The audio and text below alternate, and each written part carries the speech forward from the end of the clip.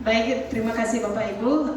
Pertama-tama saya ucapkan terima kasih juga Bapak Kepala Sekolah, yang terhormat Kepala Sekolah SMP Negeri 1 Menaya, dan juga Bapak Ibu Guru yang sudah hadir dalam kegiatan aksi nyata saya pada diseminasi budaya positif aksi nyata pada modul 1 BT4, yaitu pendidikan guru penggerak. Pertama kita ucapkan syukur dulu pada Tuhan Yang Maha Esa. Berkat rahmat Tuhan kita bisa berkumpul di sini dalam keadaan sehat semuanya. Oke, silakan Pak. Baik, adapun latar belakang dari kegiatan aksi nyata saya hari ini adalah yaitu selama ini para murid bertindak untuk mengikuti aturan sekolah karena untuk menghindari hukuman atau sanksi, bukan atas kesadarannya sendiri, sehingga budaya positif di sekolah tidak berjalan dengan efektif. Bisa dipahami di sini Bapak Ibu, seperti biasanya anak-anak hadir ke sekolah misalnya terkait dengan disiplin waktu. Anak-anak hadir ke sekolah itu karena ketakutan akan hukuman yang akan diberikan, bukan karena atas kesadaran sendiri untuk mentaati disiplin yang ada di lingkungan sekolah kita. Lanjut kembali. Terus tujuan dari aksi nyata yang saya lakukan, yaitu yang pertama, menanamkan motivasi pada murid-murid, yaitu utamanya adalah motivasi intrinsik mereka untuk menjadi orang yang mereka inginkan dan menghargai diri sendiri dengan nilai-nilai yang mereka percaya. Yang kedua, disiplin positif merupakan satu cara penerapan disiplin tanpa kekerasan, ancaman, dan juga hukuman. Yang ketiga, dalam penerapan disiplin positif, anak diajarkan untuk memahami konsekuensi dari perilaku mereka. Nah, perlu dipahami juga Bapak Ibu, menurut pemahaman saya, ya, kenapa adanya hukuman dan konsekuensi? Perbedaan di sini bagi saya sangat tipis sekali ya. Hukuman dan konsekuensi itu adalah hal yang memang berbeda. Kalau hukuman biasanya lebih bersifat spontanitas, ya. Kalau konsekuensi ini adalah sebuah kesepakatan yang sudah disepakati oleh warga kelas utamanya dan warga sekolah pada umumnya. Demikian. Baik, tentang budaya positif. Di dalam budaya positif ini mengandung nilai-nilai, keyakinan-keyakinan dan kebiasaan di sekolah yang berpihak pada murid, di mana agar murid dapat tumbuh dan berkembang menjadi pribadi yang bertanggung jawab, kritis, dan penuh hormat yang dapat mendukung ketercapaian tujuan pendidikan sesuai dengan profil pelajar Pancasila. Baik Bapak Ibu, nilai-nilai yang dimaksud di sini adalah nilai-nilai dan keyakinan, juga pembiasaan. Ini adalah hal-hal yang kita dapat lihat melalui perilaku yang ditunjukkan oleh murid, di mana seorang guru memberi tuntunan, bimbingan kepada murid agar nantinya murid bisa bertanggung jawab sesuai dengan filosofi Ki Hajar Dewantara juga, ya, bahwa disiplin itu adalah kemerdekaan, itu adalah disiplin di dalamnya, ya, adanya disiplin diri, ya, itu yang ingin kita wujudkan melalui apa? Nilai-nilai atau keyakinan-keyakinan yang universal yang untuk mewujudkan profil pelajar Pancasila. Demikian ya Bapak Ibu. Baik, di dalam disiplin positif akan melahirkan nilai-nilai kebajikan universal. Kita berfokus pada satu nilai kebajikan ya Bapak Ibu, kebajikan universal pada profil pelajar Pancasila. Karena ini cakupannya luas sekali. Ya, bagiannya itu adalah satu, beriman, bertakwa pada Tuhan Yang Maha Esa dan berakhlak mulia. Dua, berkebinekaan global. Yang ketiga itu adalah gotong royong. Yang keempat, mandiri. Yang kelima, bernalar kritis. Dan yang keenam, kreatif. Nah, melalui nilai-nilai yang diterapkan tadi, itu adalah wujud dari sebuah keyakinan yang dipercaya oleh seorang anak atau murid dalam mewujudkan dirinya, ya, sesuai dengan potensi yang ada pada dirinya, yaitu salah satunya dengan membuat keyakinan kelas di dalam kesepakatan dalam keluarga kelas tersebut. Yaitu ini adalah dokumentasi dari pembuatan keyakinan kelas yang saya lakukan pada kelas 9B1. di mana pembuatan atau pembentukan keyakinan kelas kita mengawali dengan bagaimana sih kelas impian mereka, apa sih yang ingin diwujudkan dalam kelas impian tersebut. Setelah mencapai impian kelasnya, nanti anak-anak diajak untuk menyimpulkan ide-ide dari kelas impian mereka. Setelah hal itu terbentuk, lalu akan diwujudkan, dari ide-ide tersebut akan diwujudkan kepada keyakinan kelas. Lanjutkan. Baik, ini pembuatan keyakinan kelas, yaitu yang pertama, keyakinan kelas bersifat lebih abstrak daripada peraturan. Yang kedua, keyakinan kelas berupa pernyataan-pernyataan universal. Yang ketiga, pernyataan keyakinan kelas senantiasa dibuat dalam bentuk kalimat positif. Keyakinan kelas hendaknya tidak terlalu banyak. Yang selanjutnya, keyakinan kelas sebaiknya sesuatu yang dapat diterapkan di lingkungan tersebut. Selanjutnya, semua warga kelas hendaknya ikut berkontribusi dalam membuat keyakinan kelas lewat kegiatan curah pendapat. Yang terakhir, bersedia meninjau kembali keyakinan kelas dari waktu ke waktu. Seperti apa yang sudah dilaksanakan di masing-masing kelas, saya percaya Ibu sudah melakukannya dengan baik. Tapi hal ini juga perlu diperhatikan oleh Bapak Ibu, bahwa pembuatan keyakinan kelas itu tidak perlu banyak sekali. Kita mencari poin-poin apa sih yang kita tuju dalam fokuskan dalam kelas tersebut. Inilah yang perlu kita tekankan, ya. Paling membuat 5 sampai 6, tapi sedikit kita membuat keyakinan kelas, lebih mudah anak akan mengingat, oh apa sih yang perlu saya lakukan. Ya, berarti anak-anak akan menseleksi dirinya, evaluasi diri tentang keyakinan kelas yang sudah berjalan. Daripada membuat banyak, tidak efektif ya Bapak Ibu.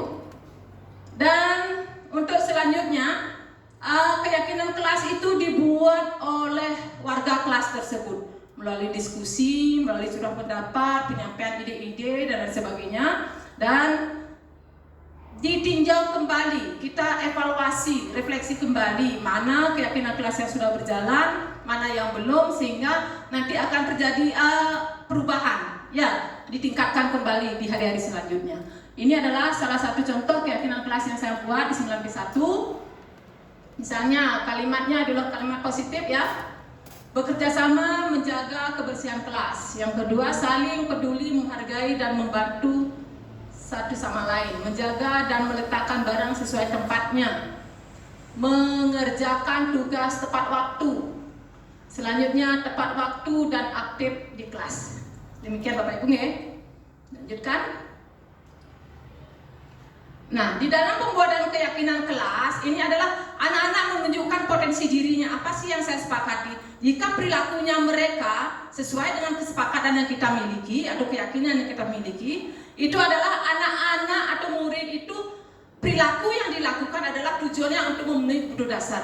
Ya, kebutuhan dasar apa? Nah, ini ada 5 kebutuhan dasar manusia, yaitu ada pertama kebutuhan bertahan hidup, yang kedua kasih sayang dan rasa diterima, 3 penguasaan, yang keempat kebebasan, dan yang kelima adalah kesenangan.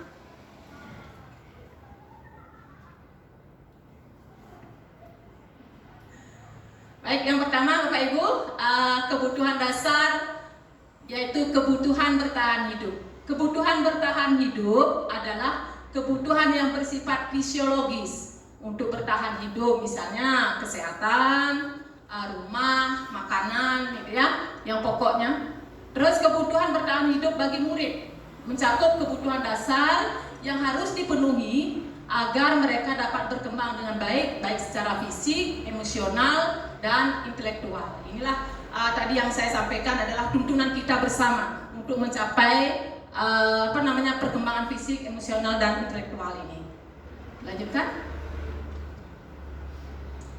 Nah, ini adalah salah satu dari kebutuhan bertahan hidup, terutamanya di lingkungan sekolah oleh murid, ya. Murid membutuhkan tempat belajar yang aman dan nyaman, ya. Murid memerlukan lingkungan belajar ini agar dapat fokus dan berkonsentrasi pada pencapaian yang lebih baik nantinya. Itu maksudnya. Terus yang kedua, pendidikan karakter. Murid membutuhkan pendidikan karakter seperti nilai-nilai moral, etika untuk membantu mereka berkembang sebagai individu yang bertanggung jawab dan bermoral di masa depan. Nah, sesuai dengan visi kita ya, hal utama yang mendasar yang menjadi visi kita itu adalah sumber daya manusianya yang berkarakter. Kenapa itu yang menjadi tujuan utama? Karena dari karakter murid, karakter warga sekolah akan mendukung semua elemen yang ada di lingkungan sekolah yang sudah ditetapkan oleh sekolah. Demikian Bapak Ibu. Kebutuhan dasar yang kedua yaitu cinta dan kasih sayang. Kebutuhan untuk diterima. Kebutuhan untuk mencintai dan memiliki meliputi kebutuhan akan hubungan dengan koneksi sosial, kebutuhan untuk memberi dan menerima kasih sayang, dan kebutuhan untuk merasa menjadi bagian dari suatu kelompok. Kebutuhan ini juga meliputi keinginan untuk berhubungan dengan satu sama lain seperti teman, keluarga, pasangan hidup, bahkan binatang peliharaan mungkin ya. Kan biasanya seperti itu. Lebih ada kan pribadi atau karakter orang yang lebih mencintai binatangnya daripada orang-orang di sekelilingnya, kan seperti itu ya. Nah, itu memang terbukti ada itu. Dan kelompok di mana kita tergabung. Okay.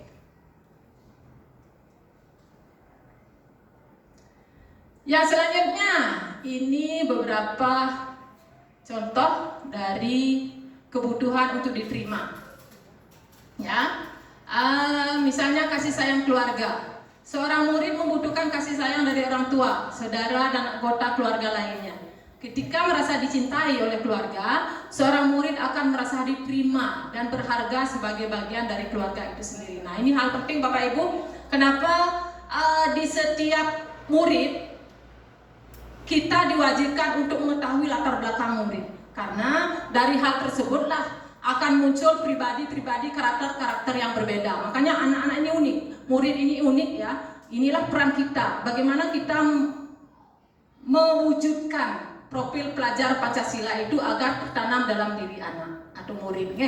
Tindakan yang kedua, tindakan kebaikan dan empati. Mengajarkan murid untuk menghargai perasaan orang lain, membantu menciptakan lingkungan yang ramah dan penuh kasih sayang. Nah, ini merupakan tanggung jawab kita sebagai peran kita sebagai seorang guru, bahkan sudah terlaksana ya. Kewajiban ini di setiap harinya pemantauan Bapak Ibu guru terkait dengan satu hal. Yang pertama yaitu adalah memantau bagaimana anak-anak bisa mencintai lingkungannya melalui kebersihan lingkungan di pagi hari. Kan ya, silakan. Kebutuhan ketiga yaitu pengakuan atas kemampuan atau penguasaan. Kebutuhan ini berhubungan dengan kekuatan untuk mencapai sesuatu, menjadi kompeten, menjadi terampil, diakui atas prestasi dan keterampilan kita, didengarkan dan memiliki rasa harga diri. Kebutuhan ini meliputi keinginan untuk dianggap berharga, bisa membuat perbedaan, bisa membuat pencapaian kompeten, diakui, dihormati. Ini meliputi self-esteem atau harga diri. Oke, lanjutkan dulu. Nah, ini adalah beberapa contohnya. Misalnya, seorang murid yang selalu berhasil mencapai nilai tertinggi dalam ujian atau ujian kelas, kemungkinan merasa puas dengan pencapaiannya, pengakuan dari guru dan teman kelasnya akan semakin meningkatkan kepercayaan dirinya dalam kemampuan akademik. Nah, ini sudah kita laksanakan ya dalam lingkungan SMP Negeri 1 Melaya. Setiap murid yang berprestasi ya, kita akan berikan apresiasi. Bukan hanya berupa penghargaan dan lain sebagainya, tapi penghargaan berupa apresiasi, mungkin jempol, tepuk tangan. Ini sudah memotivasi murid untuk menjadi kreatif lagi, untuk memotivasi dia untuk belajar lebih giat lagi untuk mencapai prestasi yang diinginkan.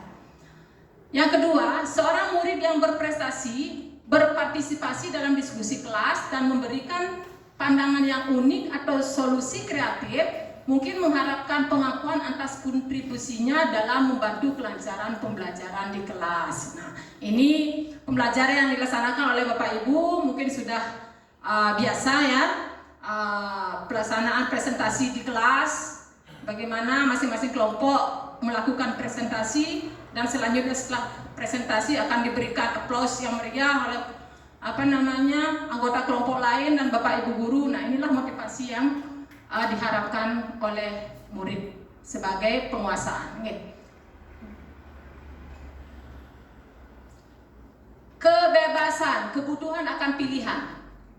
Ya, adalah kebutuhan untuk bebas, adalah kebutuhan akan kemandirian, otonomi, memiliki pilihan dan mampu mengendalikan arah hidup seseorang. Murid dengan kebutuhan kebebasan yang tinggi menginginkan pilihan. Mereka perlu banyak bergerak, suka mencoba-coba, tidak terlalu terpengaruh orang lain, dan senang mencoba hal baru dan menarik. Nah, ini salah satu contohnya dalam kebutuhan kebebasan atau akan pilihan. Misalnya di lingkungan sekolah adanya kegiatan ekstrakurikuler. Di sini adalah anak siswa atau murid akan memilih mengikuti ekstrakurikuler sesuai dengan bakat dan minat mereka. Sehingga jika hal yang dilakukan sesuai dengan bakat dan minat mereka, mereka akan bisa mengeksplor bakat tersebut. Sehingga capaian yang ingin dicapai bersama itu akan terwujud dengan baik. Yang kelima, kebutuhan untuk merasa senang atau kesenangan. Kebutuhan akan kesenangan adalah kebutuhan untuk mencari kesenangan, bermain, tertawa. Bisa dibayangkan kan, kalau hidup tidak berwarna, tidak ada kesenangan dan lain sebagainya, akan muncul saja. Kan itu ya? Nah, makanya berilah ekspresi pada diri untuk mewujudkan ekspresi senang kita. Anak-anak dengan kebutuhan dasar kesenangan yang tinggi biasanya ingin menikmati apa yang dilakukan. Mereka juga berkonsentrasi tinggi saat mengerjakan hal yang disenangi. Nah, ini misalnya dalam pembelajaran lagi Bapak Ibu. Terkait dengan kebutuhan untuk merasa senang. Melalui penggunaan atau penerapan metode pembelajaran yang menarik bagi murid, ya. Ini akan membuat senang murid dalam proses belajar, mungkin dengan video yang menarik, dengan film dan lain sebagainya, meningkatkan kesenangan mereka dalam belajar, ya. Terus yang kedua, kolaborasi dalam diskusi kelompok. Nah, dalam mendorong kolaborasi dan diskusi kelompok, pembelajaran dapat memberikan kesenangan karena anak-anak ini di sini akan diberikan kebebasan untuk memunculkan ide-ide mereka dalam diskusi tersebut. Baik, seperti yang tadi disampaikan bahwa ada 5 posisi kontrol untuk mewujudkannya itu, ya. Disinilah peran guru, ya. Peran seorang guru, sudahkah memerdekakan murid? Sudahkah pembelajaran berpihak pada murid? Nah, ini posisi kontrol ada 5 Bapak Ibu, yaitu pertama penghukum, yang kedua pembuat rasa bersalah, 3 teman, 4 pemantau, dan 5 manajer.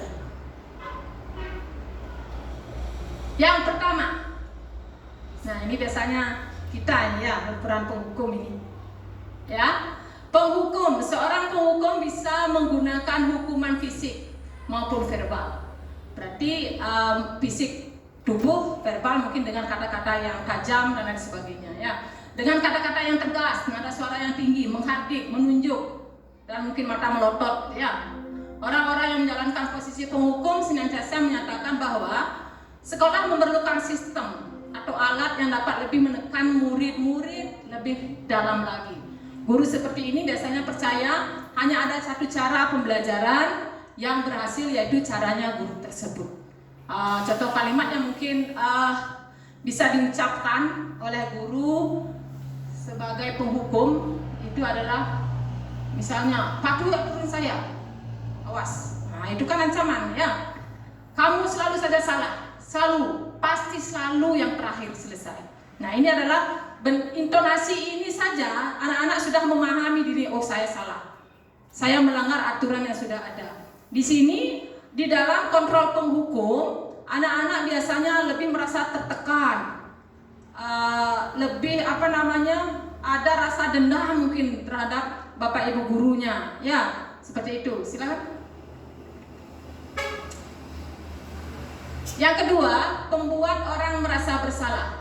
Pada posisi ini, biasanya guru akan berkata lebih lembut, memelas, dan sedih, juga mendekat pada anak. Pembuat orang merasa bersalah akan menggunakan heningan yang membuat murid merasa tidak nyaman, bersalah, maupun rendah diri. Misalnya, kata-kata yang diucapkan oleh guru. Ibu sangat kecewa sekali dengan kamu. Berapa kali ibu harus memberitahu kamu ya? Gimana coba kalau orang tua kamu tahu kamu berbuat seperti ini? Nah, murid akan merasa bersalah karena telah mengecewakan bapak ibu gurunya. Ya, murid akan merasa menjadi orang yang gagal dan tidak sanggup membahagiakan orang lain. Yang ini biasanya lebih berbahaya bapak ibu.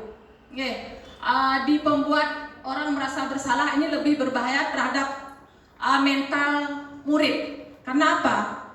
Lebih berbahaya daripada penghukum. Karena kalau penghukum biasanya spontanitas. Pada saat itu saja terjadi, oh ini salah. Oh mungkin dia menendang meja dan lain sebagainya, kan spontanitas.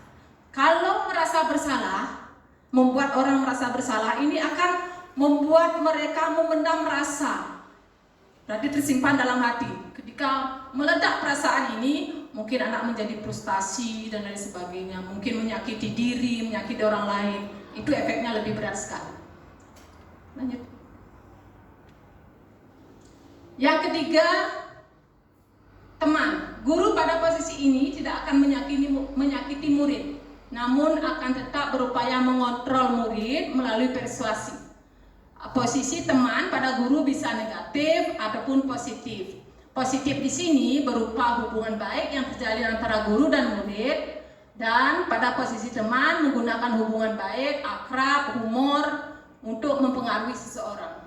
Negatifnya yaitu dari posisi teman adalah bila sesuatu saat guru tersebut tidak membantu maka murid akan kecewa. Ini artinya murid merasa ketergantungan terhadap seorang guru. Nah, ini kalau di posisi teman, nah ini mohon diperhatikan juga Bapak Ibu. Di posisi teman biasanya adalah anak-anak itu tidak memiliki jarak atau sekat antara guru dan murid. Inilah perlu dipahami, kita pahami ya, agar tidak terlalu istilahnya melunjak gitu ya, melunjak. Misalnya, oh murid merangkul guru itu misalnya. Inilah sekat, inilah yang perlu kita perhatikan. Biar ada wibawanya kita, seorang guru. Karena seorang guru itu kan patut digugu dan ditiru. Jangan sampai walaupun dalam posisi teman ya, tetap garis sekatnya itu harus ada. Lanjut.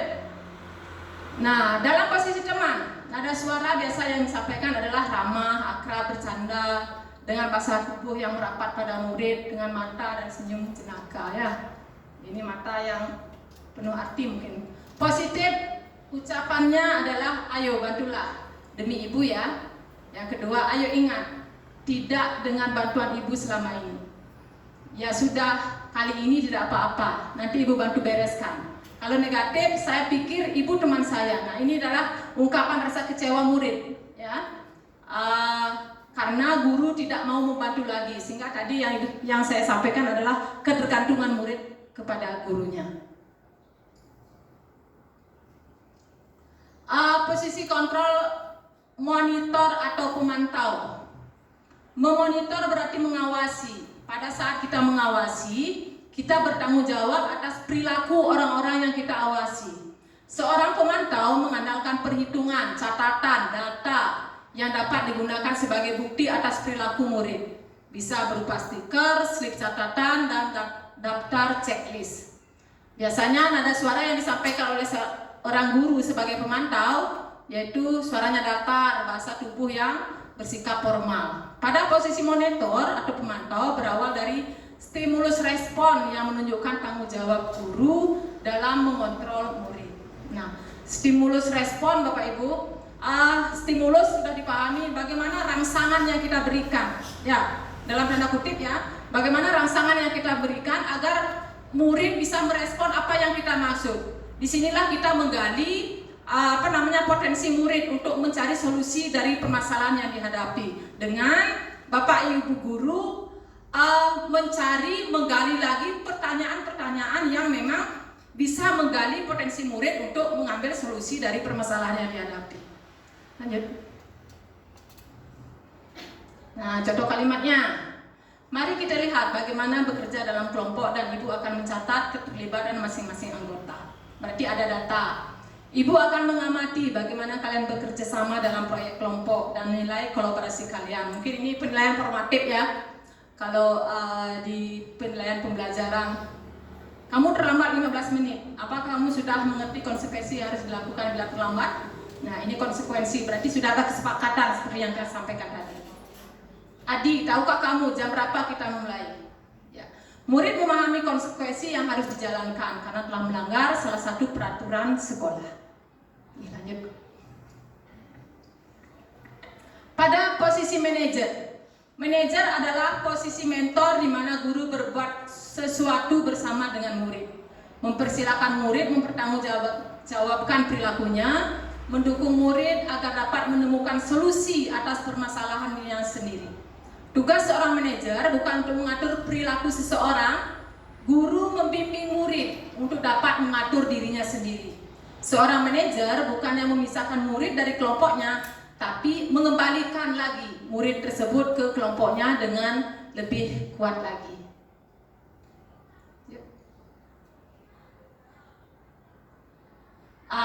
Pada posisi manajer, kata-kata yang diucapkan dengan lembut, halus, ramah, ya, pendekatan terhadap murid. Ini biasanya Bapak Ibu guru BK nih yang punya kerja ya. Kalimat yang diucapkan, Anadi, apa yang kita yakini di kelas ini? Apakah kamu meyakininya? Dan jika kamu meyakininya, bisakah kamu memperbaikinya? Apa rencana kamu untuk memperbaiki hal ini? Nah, di posisi control manager, inilah posisi kontrol yang paling ideal bagi seorang guru. Makanya perlu dipahami di sini bagaimana kita meningkatkan diri agar mencapai pada posisi manajer seorang guru. Oke. Karena pada posisi manajer ini kita akan menggali potensi pada diri anak, mewujudkan bagaimana anak bisa mandiri, ya, bertanggung jawab nantinya terhadap dirinya, ya. Itu yang menjadi tujuan akhir, ya.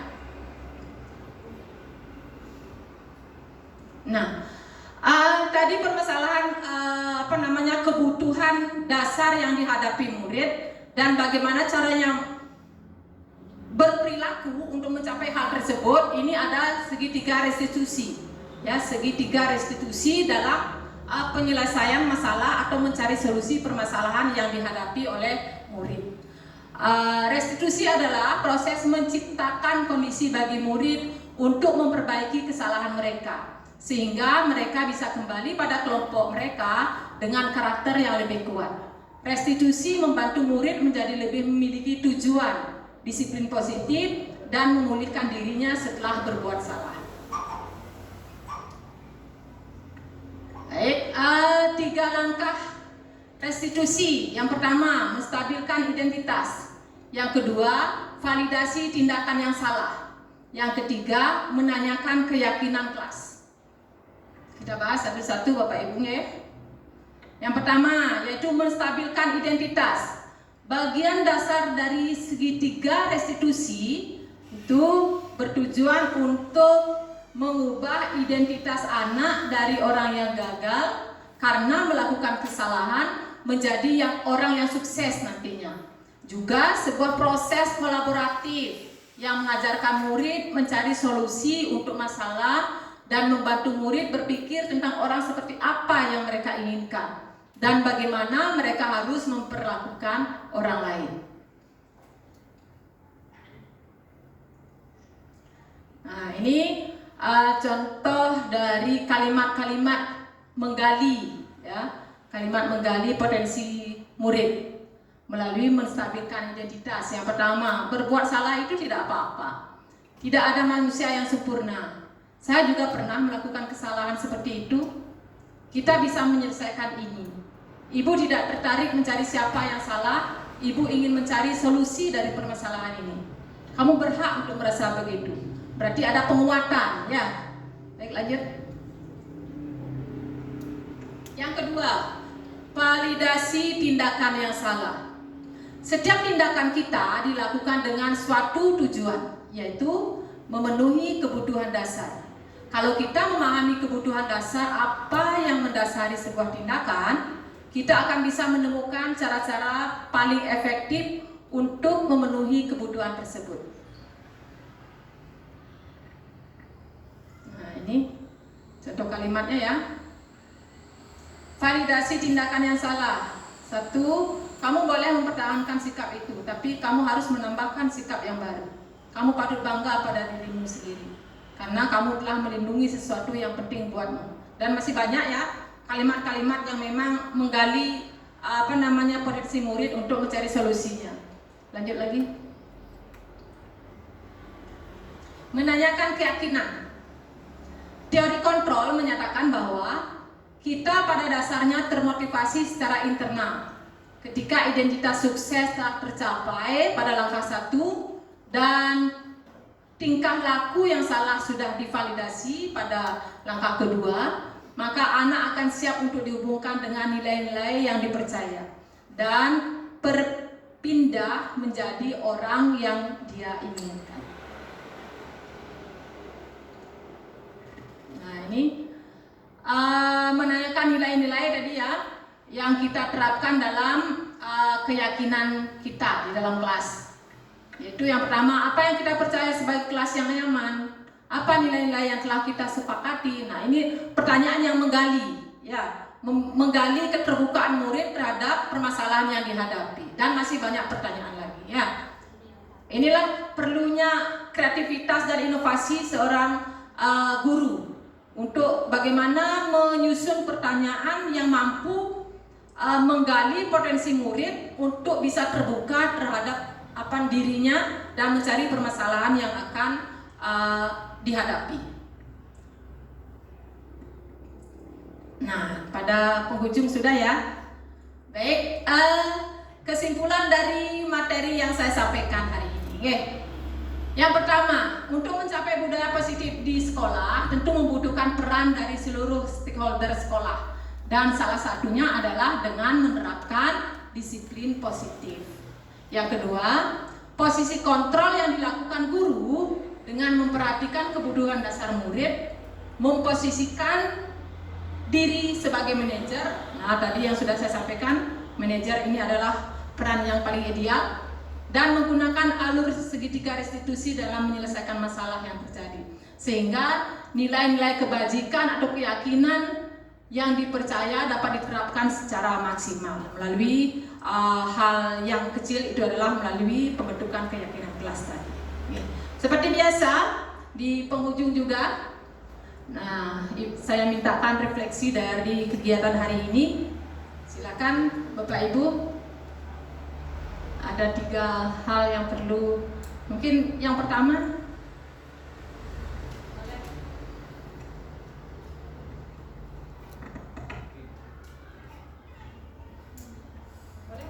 Ibu Sri. Ya, terima kasih Ibu Kade atas kesempatannya. Yang pertama, bagaimana perasaan Bapak Ibu setelah mengikuti diseminasi budaya positif ini? Perasaan saya sangat senang karena saya bisa belajar budaya positif yang selama ini yang kita ketahui bahwa kalau siswa, seperti yang contoh tadi ya, kalau siswa datang ke sekolah, dia karena merasa takut telat. Tetapi dengan belajar budaya positif ini, kita bisa membudayakan budaya positif itu di dalam kelas lagi. Terima kasih. Ya, terima kasih Bu Putu Sri. Konsep kita dirubah sekarang ya. Konsep dari sebagai takut karena hukuman agar kita menyadarkan murid itu ya. Oke, yang kedua silakan Bapak Ibu.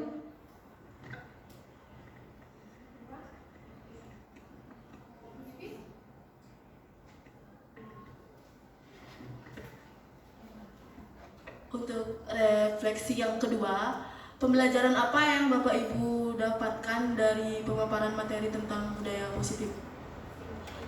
Dari penyampaian tadi, yang saya dapatkan adalah tentang untuk menciptakan budaya positif tersebut di sekolah tentu membutuhkan peran dari seluruh warga sekolah. Dan salah satunya adalah dengan menerapkan disiplin positif. Jadi semua elemen atau semua warga sekolah harus terlibat dalam menciptakan budaya positif tersebut. Selain itu, dalam penerapan budaya positif juga diperlukan kontrol. Kontrol yang dilakukan oleh guru yaitu memperhatikan kebutuhan dasar murid dan memposisikan diri sebagai manajer dan menggunakan alur segitiga restitusi dalam menyelesaikan masalah tersebut. Terima kasih. Oke, tepuk tangan dulu untuk Bu Pipi, sudah bagus dari refleksinya ya. Semoga hal yang disampaikan tadi bisa nanti kita laksanakan bersama-sama. Kolaborasi ya, kolaborasi intinya itu tadi. Baik, yang ketiga silakan. Bu Susi. Baik, terima kasih atas kesempatannya Bu Dek. Niki, dari apa yang sudah Bu Dek sampaikan tentang budaya positif di sekolah ini tentu menjadi ilmu yang sangat berharga bagi kami yang mendengarkan di sini. Nah, jadi di sini apa rencana atau tindak lanjut yang akan kami Bapak dan Ibu guru lakukan khususnya di sekolah kita Bu Dek? Nah, di sini dari sikap budaya positif ini kita evaluasi terlebih dahulu apa saja budaya-budaya positif yang sudah terlaksana dan apa saja budaya positif yang belum terlaksana, sehingga yang sudah diterapkan itu kita dapat memastikan kembali bahwa budaya positif tetap dapat dilanjutkan seperti itu. Jika belum, mari kita bersama-sama bagaimana menjadikan budaya positif yang belum terrealisasi di sekolah kita dapat terlaksana ke depannya. Terima kasih. Terima kasih Bu Susi. Tadi intinya yang Bu Susi sampaikan adalah evaluasi kembali ya, evaluasi terkait disiplin-disiplin yang sudah menjadi program sekolah.